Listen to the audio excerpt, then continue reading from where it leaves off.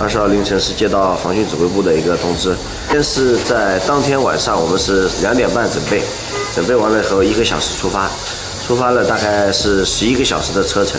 然后到达郑州市。郑州市的时候，首先是在中农，有几个小区，还有那个几个厂房，应该是灾害最重的一个地方。其中第一天是在那个用皮划艇，冲锋舟这边在拉人。然后呢，第2天还是冲锋舟在拉人，同时完成了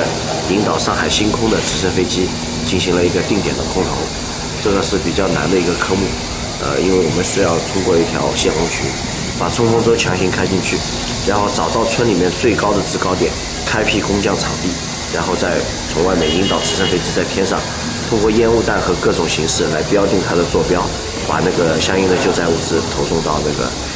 围在整个2个孤岛的一样村庄的那个最高的制高点空降场上。然后我们有7台冲锋舟，还有那个6台车辆，全程是按照这个机动化运输到达这边。这次来的人员里面，有那个 IRA 跟 ERE 2个国际专门的那个水域搜救集团的那个证照和证书。我们将近有7人全是教官级的证书，所以我们叫山西嘛。立足于高空救援、地震破财陆地的救援，以及水面的急流救援、岸基救援，甚至于水下的打捞救援、潜水作业。在我们出队的情况下，我们会留一半支援外乡，还有一半其实是在上海，还有一半的装备东西都是在上海执行备勤的。像这2天上海台风的话，我们剩余的队伍会在上海。